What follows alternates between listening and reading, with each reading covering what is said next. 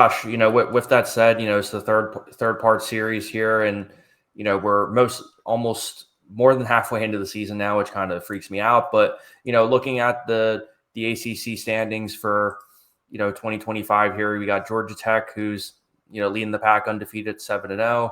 Then you got 16th ranked Virginia, who's 6-1. SMU's 5-2.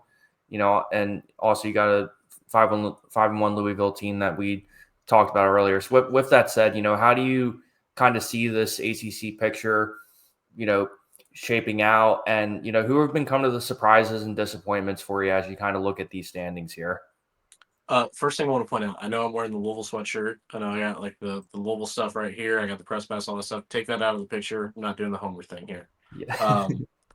I think realistically, when we look at the ACC, 5 programs have separated themselves from the rest of everybody else, and that is Georgia Tech, Virginia, Louisville, Miami, and SMU. Those are your realistic contenders to make it to Charlotte, and I would argue those are your realistic contenders to make it to the college football playoff. If you're the ACC right now, you really want to try to get 2 teams in, ideally 3. 3 is going to be difficult. There's going to be a lot of things to work out, right? For the ACC title game right now, I'm honestly going with Virginia and Georgia Tech, and I know that's the very vanilla answer to have. But Virginia, they got their win over Louisville, the way that it looked. They're currently 3-0 in the conference, and their hardest game in the remainder of the season is at Duke. And that is a perfect path for them that is easily achievable. If they can play the brand of football that they're known for and not the wazoo football that we saw last week, they could very easily make it to the conference championship. On the other side of the house of Georgia Tech's just looked good all season, in my opinion. They have some obvious flaws, but they've looked good enough all season. Um, I would argue about how much they've been tested, but that is a different conversation. With now that we have the power of foresight, we can look at that a little bit differently. Their most difficult game, I would say, in the remainder of the ACC is hosting Pittsburgh. Pittsburgh's a very resurgent team. I think I'm very, very high on Pittsburgh post their Louisville game with the changes they made on the offense. But they're currently 4-0. They don't really have that much of a difficult schedule. I think those 2 teams make it. Now, here's where the scary conversation comes in for me, Rob. There is, and again, take the Louisville aspect out of this. There's a very realistic conversation to be had about the 2 best teams in the ACC not playing in the ACC championship game. And that's Miami and Louisville. Miami, I mean, I still think Miami's a very good program. I still think they have all the horsepower that they need right now. The rest of their season, they have a very, very good resume up to this point. But the rest of their season, they're hosting SMU and they're hosting Pittsburgh. Those are both games they should win, though, with the talent that they have. Right. You look at Louisville, a resume that didn't look very good 2 weeks ago now looks very, very good with the win over Miami. And I know this is a win that's not going to get a lot of credit, but James Madison has a legitimate shot to compete for a G5 playoff spot, especially if some silly stuff happens to the American like we've already seen. You could have 2 programs there sitting at 11-1 out of Charlotte because of tiebreakers. And one, if not both of those programs could jump the ACC championship game loser, especially if that's a Virginia. And I know no one likes to have that conversation. Virginia has a head over Louisville. But when we start really looking at resumes, it's just you play who you play at the end of the day. And Virginia's resume just would not be that great at like an 11-1, 11-2 mindset. So it's going to be a fascinating race down the line. If you're the SEC, especially, you're really closely looking at this ACC championship picture because that is a nightmare scenario for everyone not named the ACC. If you have a Georgia Tech, Virginia conference championship game and an 11-1 Miami and an 11-1 Louisville sitting in the wings, because you're going to take spots from other leagues in the college football playoff. Yeah, 100%. Because I know like the fantasy part of me in terms of like what I'd love to see is in terms of ACC. I'd love to see Georgia Tech and Miami play. I think that would just be such a fun matchup because Georgia Tech is kind of the smash mouth, like we're going to run our offense no matter who we're playing type of thing. Whereas I think Miami, they're just so well rounded too.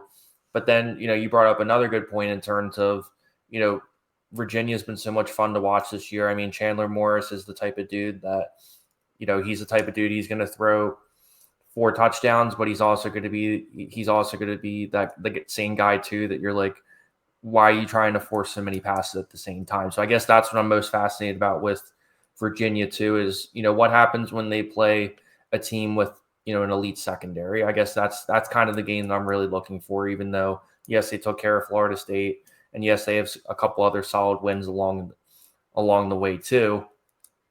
But, you brought up a really good point too. It just, I guess, how the tiebreaker situation figures out, because, if, let's say Georgia Tech takes care of business and maybe goes 11-1, and then Virginia, assuming they don't lose to anyone else, I mean, that's kind of a tricky sort of ACC championship game too, especially when, exactly what you said, you have Miami and Louisville kind of lurking in the shadows in terms of, who fills those extra spots, because now you're looking at it in terms of a resume, in terms of, what you've done versus what your record is too. Because I guess you have to find that balance between your record in terms of just being wins versus who you've actually played too. Well, the entire fascinating thing that's going to happen for the ACC title game, or I guess college football playoff teams being represented, the entire thing that's going to be so fascinating for ACC teams in the college football playoff, Georgia Tech and Georgia. I'm going to tell you, Georgia's on the up and up right now. They have a very suspect defense, though. If Georgia Tech can win that football game, things get really weird really quickly for the ACC. Because now, I think Georgia Tech's in no matter what. 12-0 wins over Georgia, absolutely they're in. I would mean that's where it gets really weird, because now you're starting to compare the two conferences, because we've weirdly seen it this season. The ACC's done really, really good against the SEC. So you can really start having some fun conversation of comparing these two conferences. And I'm not saying that the top end of the ACC is nowhere as good as the top end of the SEC at all. Right. Not even the mid. But what I'm saying is, on paper, there's a very good argument to be made that, hey, maybe we can include 4 ACC teams if there's a win there. Yeah, and especially too, I go back and I think of the Georgia game last year, and I think to myself, that's a game that Georgia Tech should have won too. And Brett Key is just such a great coach too, in the sense that when I think of Georgia Tech football and I think back to the years of even Paul Johnson, for example, he just kind of fits that mold in terms of, what Georgia Tech's identity truly is. And I think, no matter who kind of shows up in terms of this, in terms of the playoff or the ACC championship, I mean, I wouldn't be surprised if at least 2 teams from the ACC get in. I'd be surprised if there wasn't 2 teams. But I think there's a lot of teams who deserve a lot of recognition. I think the one team I'll throw out there, we talked about this a little bit off camera, is I think Cal deserves a lot of credit for what they've done this year too. My buddies at Tell the Whole Damn World podcast, they definitely hyped him up a little bit, and I was a little skeptical, but JKS and some of those playmakers that they have, they really deserve a lot of recognition for what they've done this year. They've always been really solid defensively, so for them to be able to put some wins together and for the most part be really competitive, besides the one game versus San Diego State, that's a team that deserves some credit too. No, I completely agree. Like we talked about off camera, man, that was a program that was absolutely ravaged by the transfer portal, and I wrote them off personally. I thought they were going to win 2 games all season, and to see the way that they bounced back is amazing. Another team in the same kind of realm there is Stanford. Man, Stanford played that week 0 game. I thought they might be the worst Power 4 football team of all time, and they have strung together some wins here, and they're kind of learning their identity as a program. Granted, it's going to be a very rocky a lot of changes this offseason. You're going to have a coaching change because that search is still ongoing. But just those 2 teams really kind of changing the narrative of what we thought they were. You have to give them credit for that.